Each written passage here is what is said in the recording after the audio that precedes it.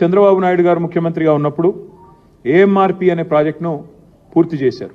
ఎలిమినేటి మాధవరెడ్డి గారి పేరు మీద ప్రాజెక్టు పెట్టి దాన్ని పూర్తి చేసినప్పుడు మళ్ళీ తాగునీరు హైదరాబాద్కి ఇవ్వాలి సుంకిశాల నుండి అనే ప్రతిపాదన మళ్ళీ మీదకి వచ్చింది. అంటే ఒకవైపు రైతులకు సాగునీరు ఇస్తూనే మరొక వైపు హైదరాబాద్కు తాగునీరు ఇవ్వాలి అనే ఆలోచనతో ఆనాడు రైతులను ఒప్పించి మరి 2001-3 ప్రాంతంలో చంద్రబాబు నాయుడు గారి ప్రభుత్వం మొదటి దశగా 90 మిలియన్ గ్యాలన్ల మంచినీళ్లను హైదరాబాద్ 90 MGD తరలించే విధంగా ఆనాడు పథకాన్ని మొదటి దశ పూర్తి చేయడం జరిగింది. ఒక విత్తనం ఈ రోజు పెడితే చెట్టు 5 ఏళ్లకు మొలవచ్చు, 10 ఏళ్లకు మొలవచ్చు, 20 ఏళ్లకు మొలవచ్చు. ఇప్పుడు చంద్రబాబు నాయుడు గారు ఆయన ప్రభుత్వం ఉన్నప్పుడు జీనోమ్ వ్యాలీ అని పెట్టింది.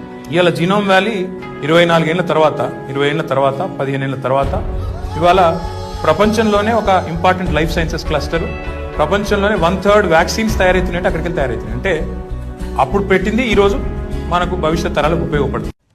హైదరాబాద్ కు మైక్రోసాఫ్ట్ ని తీసుకొచ్చింది చంద్రబాబు నాయుడే అన్నారు రాష్ట్ర ఐటీ శాఖ మంత్రి కేటీఆర్.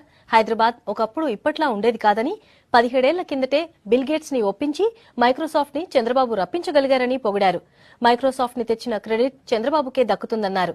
హైదరాబాద్ లో టెక్ మహీంద్రా కంపెనీలో జరిగిన ఓ కార్యక్రమంలో అడిగిన ప్రశ్నలకు కేటీఆర్ సమాధానమిచ్చారు. మైక్రోసాఫ్ట్ సంస్థ వచ్చిన తర్వాతనే గూగుల్, ఒరాకిల్ లాంటి పెద్ద సంస్థలు వచ్చాయన్నారు KTR. I can't take credit for Microsoft being here. I don't take undue credit. In fact, all credit to Chandrababu Naidu garu, because I think you have to give it to him.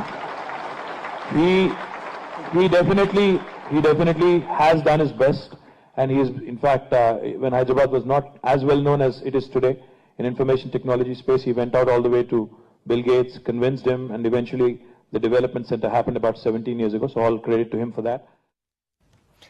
ఎప్పుడైతే